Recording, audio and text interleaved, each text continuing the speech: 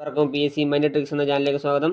നമ്മുടെ ഇന്നത്തെ വീഡിയോ എന്ന് പറയുന്നത് Charles law, boils law, Avogadro's law ഇവയൊക്കെ റിലേറ്റ് ചെയ്ത് വരുന്ന പ്രോബ്ലംസ് ആണ്.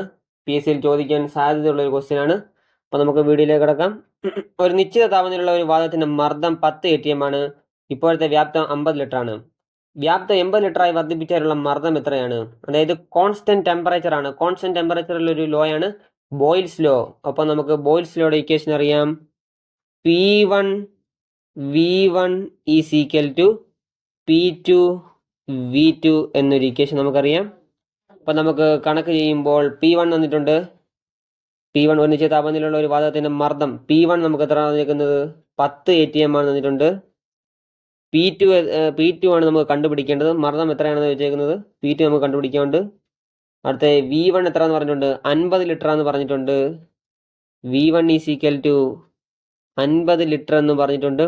അത് 80 ലിറ്ററായി വർദ്ധിപ്പിക്കുന്നു. 80 ലിറ്ററായി വർദ്ധിപ്പിക്കുന്നു പറഞ്ഞാൽ V2 is equal to 80 litre എന്ന് പറയുന്നു. അപ്പോൾ നമുക്ക് ഇക്വേഷൻ അപ്ലൈ ചെയ്യുമ്പോൾ P1 എന്ന് പറഞ്ഞാൽ 10 ഇൻറ്റു V1 എന്ന് പറയുന്നത് 50 ഈസ് ഈക്വൽ ടു P2 എന്ന് പറയുന്നത് നമുക്ക് കണ്ടുപിടിക്കേണ്ടതിന് X എന്ന് കൊടുക്കുന്നു.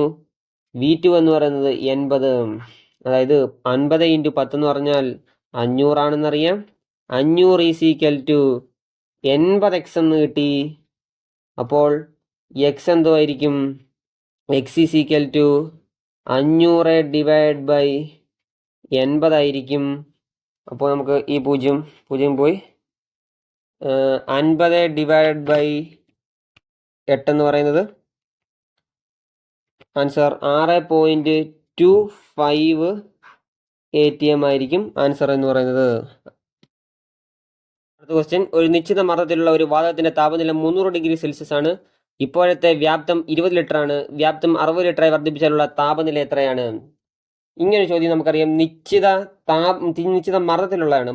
നിശ്ചിത മർദ്ദം അതായത് കോൺസ്റ്റന്റ് പ്രഷറിലുള്ള ലോ എന്ന് പറയുന്നത് നമുക്കറിയാം ചാൾസ് ലോ ആണ്. ചാൾസ് ലോ പറയുന്ന ഇക്വേഷൻ എന്ന് പറഞ്ഞാൽ V1 divide by T1 is equal to V2 divide by T2 എന്നാണ്. നമുക്ക് V1 എത്രയാണെന്ന് തന്നിട്ടുണ്ട്? V1 ക്വസ്റ്റ്യൻ തന്നിട്ടുണ്ട്. നിശ്ചിത മർദ്ദത്തിലുള്ള വാതകത്തിന്റെ താപനില 300 ഡിഗ്രി സെൽഷ്യസ് ആണ്. ഇപ്പോഴത്തെ വ്യാപ്തം 20 ലിറ്റർ ആണ്. അതിലെ T1 നമുക്ക് തന്നിട്ടുണ്ട് 300 ഡിഗ്രി സെൽഷ്യസ് ആണ്. അപ്പോൾ V2 എത്രയാണ് നമുക്ക് തന്നിട്ടുണ്ട്? V2 60 ലിറ്ററായി വർദ്ധിപ്പിക്കുകയാണ്. വർദ്ധിപ്പിച്ചാലുള്ള താപനില T2 ആണ് നമുക്ക് കണ്ടുപിടിക്കേണ്ടത്. T2 നമുക്ക് ഇങ്ങനെ X എന്ന് കൊടുത്തേക്കാം. അപ്പോൾ നമുക്ക് ഇക്വേഷനിൽ ഇട്ട് കൊടുക്കുമ്പോൾ V1 by T1 20 divide by T1 300 equal to V2 by T2 60 by T2 X എന്ന് കൊടുക്കുന്നു. ക്രോസ് മൾട്ടിപ്ലിക്കേഷൻ ആണ്, സമമായതുകൊണ്ട് 20 into X is equal to 20x is equal to 300 into 60 എന്ന് നമുക്ക് എഴുതാൻ പറ്റും. 300 ഇൻറ്റു 60. അപ്പോൾ നമുക്ക് എക്സ് എങ്ങനെ എഴുതാൻ പറ്റും? X is equal to 300 into 60 divide by 20. Answer ഇവിടെ 3 വന്നു. 300 ഇൻറ്റു 3 900 ഡിഗ്രി സെൽഷ്യസ് ആണ് ആൻസർ എന്ന് പറയുന്നത്. ഈ ചോദ്യം നമ്മൾ ചോദിച്ചതായി കണ്ടിട്ടുണ്ട്. 45 ഗ്രാം H2O എത്ര മോളിക്യൂൾ ഉണ്ട്? 45 ഗ്രാം H2O എന്ന് പറഞ്ഞാൽ എത്ര മോളിക്യൂൾ ഉണ്ടെന്നാണ് ചോദിച്ചിരിക്കുന്നത്. നമുക്ക് ഒരു ഇക്വേഷൻ അറിയാം. തന്നിരിക്കുന്ന mass divided by atomic mass എന്ന് പറയുന്നതായിരിക്കും അതിൻ്റെ മോളുകൾ എന്ന് പറയുന്നത്. തന്നിരിക്കുന്ന മാസ് ബൈ അറ്റോമിക് മാസ് ആയിരിക്കും മോൾ എന്ന് പറയുന്നത്. തന്നിരിക്കുന്ന മാസ് നമുക്കറിയാം 45 ഗ്രാം എന്ന് അറിയാം. H2ൻ്റെ അറ്റോമിക് മാസ് എത്ര? H2ൻ്റെ അറ്റോമിക് മാസ് എന്ന് പറഞ്ഞാൽ ഹൈഡ്രജൻ ഇവിടെ 2 ഉണ്ട്. H2 എന്ന് പറഞ്ഞാൽ 2 പ്ലസ് ഓക്സിജൻ അറിയാം 16 ആണെന്ന് നമുക്കറിയാം. അപ്പോൾ 45 divide by 16 plus 2 18. 45 divide by 18 എന്ന് പറയുന്നത് ആൻസർ 2.5 ആയിരിക്കും. അപ്പോൾ മോളിക്യൂൾ എന്ന് പറഞ്ഞാൽ അതിൻ്റെ കൂടെ അവഗ്രാഡോ നമ്പറും കൂടെ ഇൻറ്റു ചെയ്യണം. അപ്പോൾ 2.5 ഇൻറ്റു 6 ഇൻറ്റു 6.022 ഇൻറ്റു 10⁻23 ആയിരിക്കും അതിൻ്റെ മോളിക്യൂളുടെ എണ്ണം എന്ന് പറയുന്നത്. മോൾ കാണാനായി ചോദിച്ചിരിക്കുന്നെങ്കിൽ തന്നിരിക്കുന്ന മാസ് ബൈ അറ്റോമിക് മാസ് മാത്രം ചെയ്യുക. അടുത്ത ക്വസ്റ്റ്യൻ, 1.2044 ഇൻറ്റു 10⁻22 NH3 മോളിക്യൂൾ ഉണ്ടെങ്കിൽ എത്ര മോളുകൾ ഉണ്ടെന്നാണ് ചോദിക്കുന്നത്. മോളുകളുടെ എണ്ണം കാണാനായിട്ട് നമുക്കറിയാം തന്നിരിക്കുന്ന മാസ് ബൈ അറ്റോമിക് മാസ് ചെയ്യുമ്പോൾ മാത്രം മോളുകൾ കിട്ടും.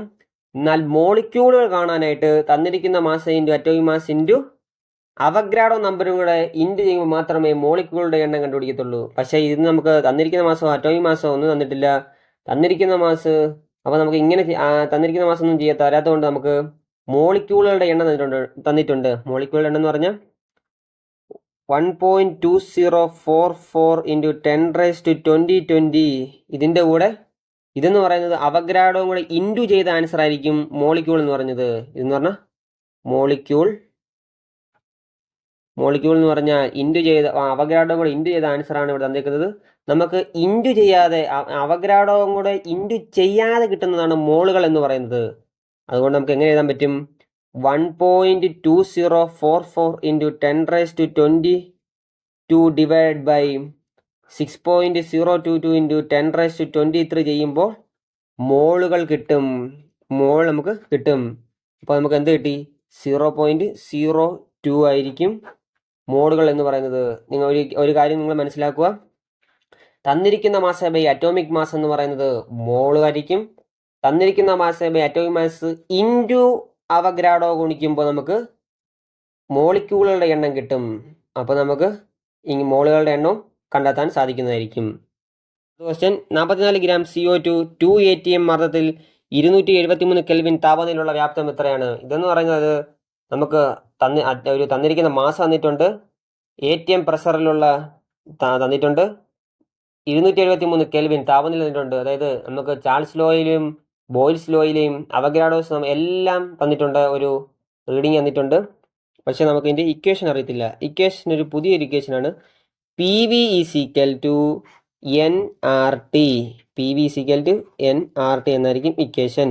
P എന്ന് പറഞ്ഞാൽ പ്രഷർ, V എന്ന് പറഞ്ഞാൽ വോളിയം, N എന്ന് പറഞ്ഞാൽ നമ്പർ ഓഫ് മോൾസ്, R എന്ന് പറഞ്ഞാൽ യൂണിവേഴ്സൽ കോൺസ്റ്റന്റ്, T എന്ന് പറഞ്ഞാൽ ടെമ്പറേച്ചർ.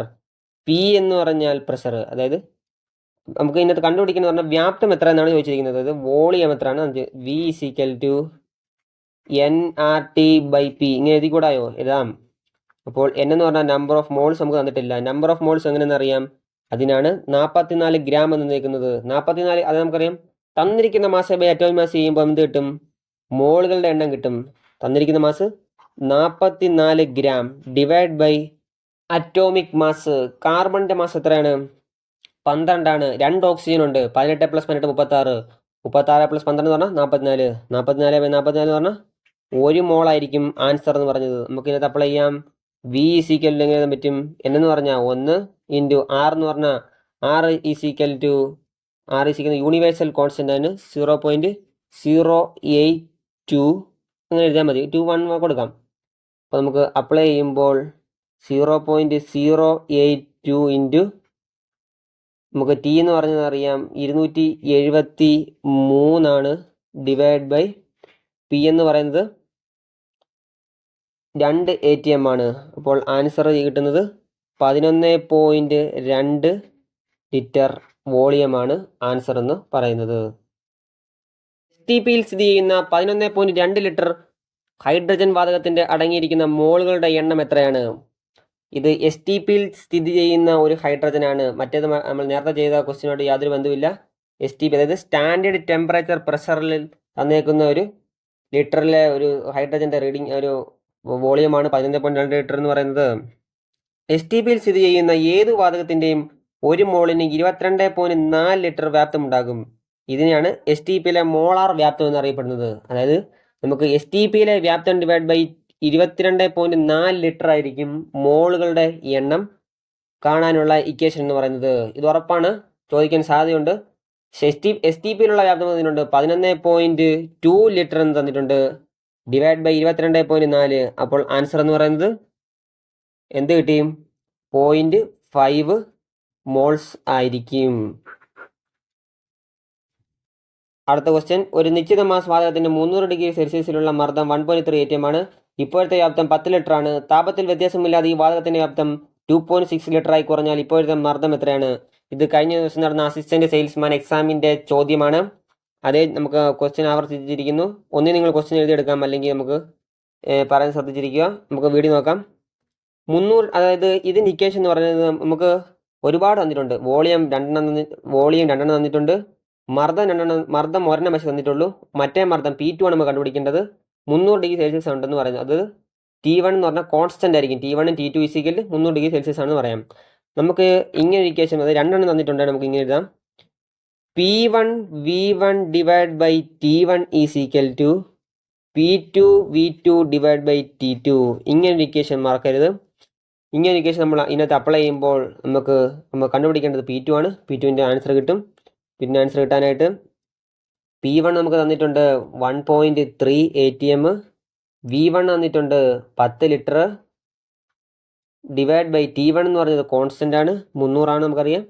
അടുത്ത P2 എന്ന് പറഞ്ഞാൽ നമുക്ക് അറിയത്തില്ല, അതിന് എക്സ് കൊടുക്കാം. V2 എന്ന് പറയുന്നത് 2.6 ലിറ്ററായി കുറയുകയാണ്, ഡിവൈഡ് ബൈ ടെമ്പറേച്ചർ കോൺസ്റ്റൻറ്റ്. നമുക്ക് ആൻസർ അപ്പോൾ എങ്ങനെ കിട്ടും? അപ്പോൾ ഇവിടെ ഈക്വൽ ടു സൈൻ ആണ് കൊടുത്തിരിക്കുന്നത്. ഈക്വൽ ടു സൈൻ ആണ് കൊടുത്തിട്ടെങ്കിൽ നമുക്ക് ക്രോസ് മൾട്ടിപ്ലിക്കേഷൻ ചെയ്യാം. 1.3 ഇൻറ്റു 10 ഇൻറ്റു 300 ഈക്വൽ ടു എങ്ങനെ 1.3 ഇത് ഈക്വൽ ടു എങ്ങനെ എഴുതാൻ പറ്റും? 300 ഇൻറ്റു എക്സ് ഇൻറ്റു 2.6 എന്ന് എഴുതാം. ഇതിൽ എക്സിൻ്റെ വാല്യൂ നമുക്ക് എങ്ങനെ എഴുതാൻ പറ്റും? X is equal to 1.3 into 10 into 300 divide by 300 into 2.6 എന്ന് കൊടുക്കാം. 300 കളയാം. ഈ 2.6ഉം ഈ 1.3 വന്ന് ഇവിടെ 2 വന്നിരിക്കും. 10/2 എന്ന് പറഞ്ഞാൽ 5 ATM ആയിരിക്കും. അപ്പോൾ നിങ്ങൾക്ക് വീഡിയോ ഇഷ്ടപ്പെട്ടെങ്കിൽ ലൈക്ക് ചെയ്യുക, ഷെയർ ചെയ്യുക, സബ്സ്ക്രൈബ് ചെയ്യുക. നമ്മൾ ഇനിയും PC ചോദിക്കുന്ന ചോദ്യങ്ങൾ താരതമ്യം ചെയ്യുന്നതായിരിക്കും.